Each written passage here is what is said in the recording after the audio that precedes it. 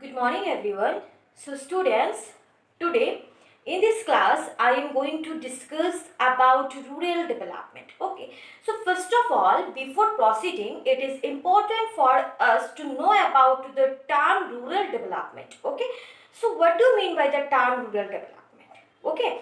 So by the term rural development, we mean overall development of what? Overall development of rural areas. Okay, overall development of rural areas. So overall development से हमें क्या मालूम चलता है? That is विकास. हर तरफ से villages that means rural areas को develop करना है, मतलब ओवरऑल. फॉर एग्जाम्पल, अगर रूरल एरियाज में इंफ्रास्ट्रक्चरल फैसिलिटी से इंफ्रास्ट्रक्चर डेवलप हो गया, देन उसको हम लोग ओवरऑल डेवलपमेंट नहीं कह सकते. हम लोग ओवरऑल डेवलपमेंट कब कहेंगे? जब वहाँ पे इंफ्रास्ट्रक्चर डेवलप हो गया, जब वहाँ पे health facilities, educational facilities, sanitation facilities, transportation, communication facilities etcetera, जब सब कुछ का विकास होगा, जब सब कुछ का डेवलप होगा, देन जाके रूरल एरिया डेवलप हो पाएगा, देन जाके रूरल एरिया का विकास हो पाएगा. Okay, so students, by the term rural development we mean overall development of rural areas. So अगर हम लोग हेल्थ फैसिलिटीज, हेल्थ सर्विसेज को, इसके बाद एजुकेशनल फैसिलिटीज, सैनिटेशन, सब कुछ फैसिलिटीज अगर रूरल एरियाज में डेवलप हो जाता है, उसका अगर विकास हो जाता है, देन डेफिनेटली रूरल एरिया क्या होगा? रूरल एरिया का डेवलपमेंट होगा. Okay students, so students, the name of the chapter is what? The name of the chapter is rural development. Okay, so rural development. About this chapter I have already discussed in my Google Meet class. Okay, so जो लोग absent थे, please वो लोग अच्छे से देखना. Okay, rural development.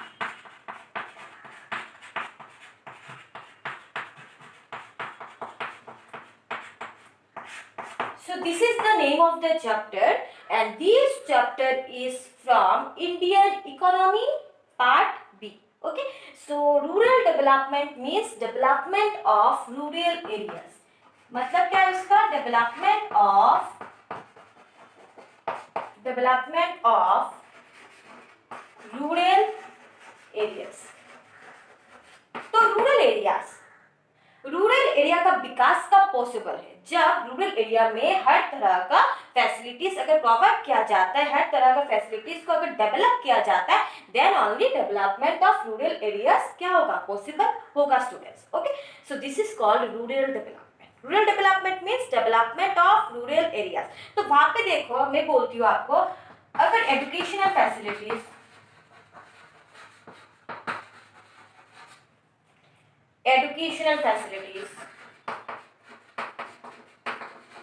इसके बाद ट्रांसपोर्टेशन,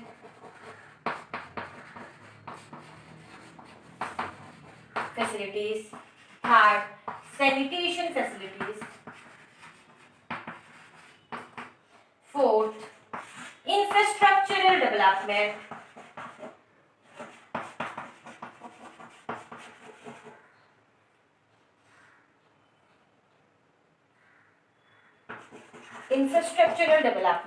अगर एसेट्रा, अगर हर फैसिलिटीज रूरल एरियाज में प्रोवाइड किया जाता है, हर तरह से अगर rural areas transportation, sanitation, infrastructure, इसके बाद एजुकेशन फैसिलिटीज अगर प्रोवाइड किया जाता है, अगर वो सब डेवलप होगा, then only overall development of rural areas क्या होगा? पॉसिबल होगा. ओके स्टूडेंट, सो स्टूडेंट्स, मैं आपको एक बात बोलती हूँ कि अच्छे से सुनना.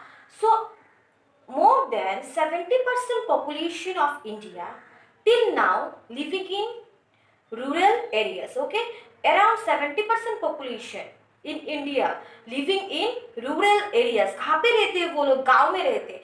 So हमारे लिए पहले क्या इंपॉर्टेंट है कि रूरल एरियाज को डेवलपमेंट करना, रूरल एरियाज का विकास करना बहुत ज्यादा इंपॉर्टेंट है. Why? Because around 70% population till now living in which area? They are living in rural areas. So it is important, first of all, it is important for us to develop rural areas. Without अगर आप rural areas का development नहीं करोगे then overall development of our country is not possible. Okay, overall development of our country is not possible. अगर rural area अच्छे से develop नहीं होता है then overall development of our country is not possible. So it is important for us to develop rural areas. अगर सिर्फ urban centres का growth होगा, अगर सिर्फ अर्बन सेंटर्स का विकास होगा, अगर सिर्फ अर्बन सेंटर्स का डेवलप होगा तो ग्रोथ होगा, then overall development of our country is not possible. Why? Because आप कह सकते हो कि अराउंड 70% पॉपुलेशन कहाँ पे रहते हैं? रूरल एरियाज में रहते हैं। सो हमारे लिए first of all it is important to develop rural areas. So development of rural areas अगर होगा, अगर रूरल एरियाज का विकास होगा then only overall development of our country is possible. Okay student, so देखो हमारे कंट्री में गांव में जो रहते हैं, for them agriculture is one of the important source of their occupation. It is their source of livelihood. Okay, agriculture is one of the important source of their livelihood. It is one of the important source of their income in rural areas. ठीक है, अगर agriculture sector का development नहीं होगा, okay, then the development of rural areas आपका possible नहीं होगा। Because India देखो 70% लोग अगर रहते हैं रूरल एरियाज में, तो अगर रूरल एरियाज का डेवलप नहीं होगा तो हमारा कंट्री का कैसे डेवलपमेंट पॉसिबल होगा? वो कभी पॉसिबल नहीं होगा। सो और एक बात, जो रूरल एरियाज में रहते हैं ज्यादातर लोग एग्रीकल्चर के ऊपर डिपेंड रहते हैं। They dependent on what? Agricultural activities. They dependent on what? They are engaged in primary activities. For example, agriculture. For example, fishing, etc. Okay, they are engaged in all these activities. So it is important for us to develop agricultural sector first in rural areas. So agricultural sector का अगर develop नहीं होगा, so development of rural people, development of rural areas आपका possible नहीं होगा। तो महात्मा गांधी ने क्या बोला था? Once Mahatma Gandhi said that अगर हमारे कंट्री में सिर्फ अर्बन सेंटर्स का ग्रोथ होगा, अर्बन सेंटर्स का विकास होगा, डेवलप होगा, देन कैसे इंडिया पूरी तरह से डेवलप हो पाएगा? डेवलप नहीं हो पाएगा। सो उन्होंने बोला था कि फर्स्ट ऑफ ऑल हमें किसमें फोकस करना है? कि हमें रूरल एरियाज में फोकस करना है, रूरल एरियाज को हमें डेवलप करना है। ओके, so students, so देखो agriculture sector, okay, as we know that it is agriculture, it is one of the primary activity है, okay, कहाँ पे? रूरल एरियाज में, है कि नहीं? सो उसके लिए फार्मर्स के पास गांव में, रूरल एरियाज में वो लोग क्या करते हैं? एग्रीकल्चर के ऊपर डिपेंड रहते हैं। They dependent on what? They are engaged in primary activities. So, in order to develop agricultural sector, farmers they do not have sufficient money, they do not have sufficient fund. वो लोग traditional way से क्या करते हैं? Crops को grow करते हैं। वो लोग ट्रेडिशनल वे से एग्रीकल्चरल एक्टिविटीज करते हैं। ठीक है, मॉडर्न टेक्नोलॉजी जो अवेलेबल होता है उसको वो लोग अडॉप्ट नहीं कर पाते। Why? Because they do not have sufficient fund, because they do not have sufficient money. So for this purpose they need what? In order to develop agricultural sector, for this purpose they need credit. So what do you mean by credit? What do you mean by the term credit? That is उधार, जो उधार लेते हैं। So agricultural credit. Agricultural credit means credit for agricultural activities. So for developing rural areas, or in order to develop rural areas, we need means farmers. They need what? They need, first of all, they need credit, because they do not have sufficient money in their hand to develop agricultural sectors. So they need credit. So credit for what? Credit for agricultural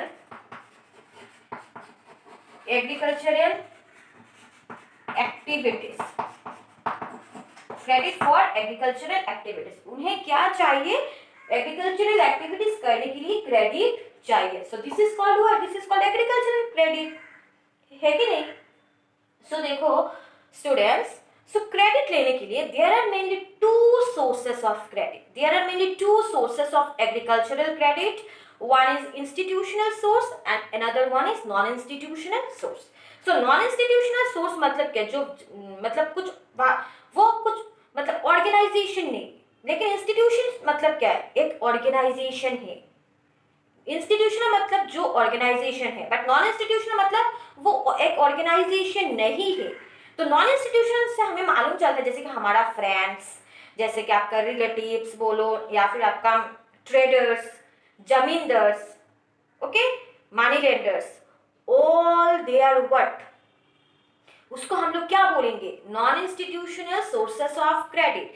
तो farmer क्या करते हैं, they take loan from both institutional and non institutional sources.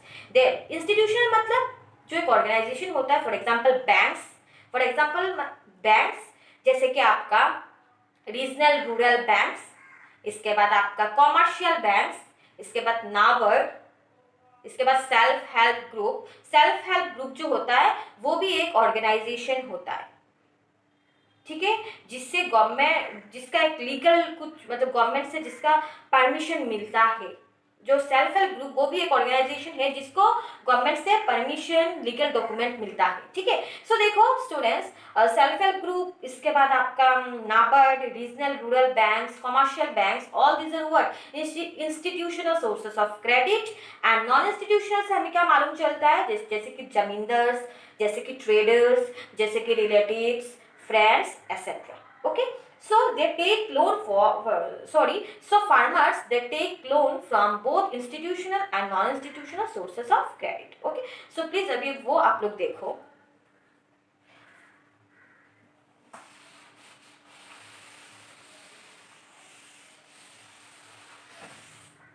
Next students देखो, sources of credit, sources of credit. So there are mainly two sources of credit. कितना sources है? Two sources. One आपका क्या है? Non-institutional sources of credit.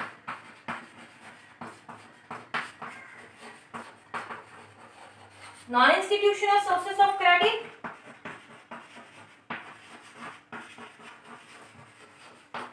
Credit जिसके अंदर देखो क्या क्या आता है, जमींदार्स, बी, ट्रेडर्स, इसके बाद फ्रेंड्स, रिलेटिव्स एक्सेट्रा। ओके, मैं एक साथ लिख देती हूँ, फ्रेंड्स, इसके बाद relatives,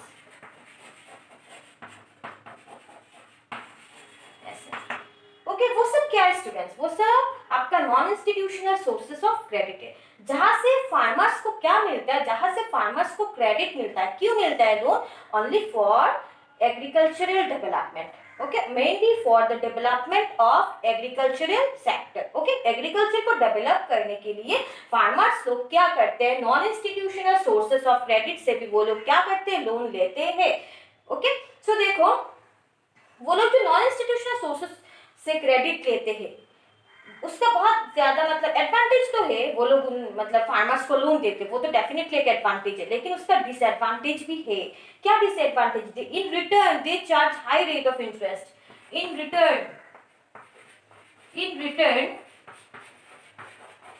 return they charge high rate of interest, high rate of interest. In return वो लोग एडवांटेज तो डेफिनेटली है। क्यों? एज बिकॉज वो लोग फार्मर्स को लोन प्रोवाइड करते हैं। क्यों प्रोवाइड कर रहे हैं? जब उन लोगों को कहीं से भी लोन नहीं मिलता, कुछ उन लोगों का सिक्योरिटी नहीं है, बैंक से अगर लोन लेना है तो बहुत कुछ दिखाना पड़ता है, ठीक है। लेकिन अगर without any documents, without any security, वो लोग डायरेक्टली जाके जमींदार, ट्रेडर्स, फ्रेंड्स, रिलेटिव्स एक्सेट्रा वो क्या कर सकते हैं, लोन ले सकते हैं डायरेक्टली जाके, तो वो तो डेफिनेटली एक एडवांटेज है। लेकिन उसका बहुत डिसएडवांटेज भी है। क्या डिसएडवांटेज है? कि they in return they charge high rate of interest from farmers. Okay, अपने कृषि को डेवलप करने के लिए वो फार्मर्स लोग क्या करते हैं, they take loan from both institutional and non institutional source. Okay students, then देखो इंस्टीट्यूशनल सोर्स क्या है।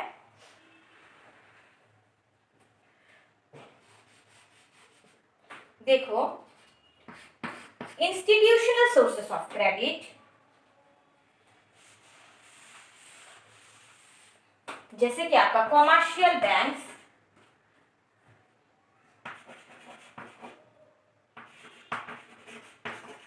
कॉमर्शियल बैंक्स, इसके बाद RRB that is regional rural banks.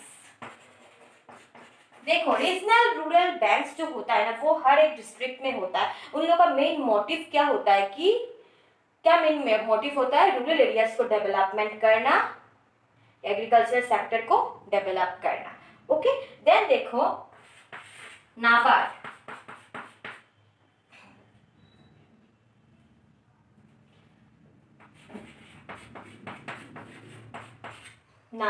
so NABARD भी देखो it was mainly set up in the year 1982।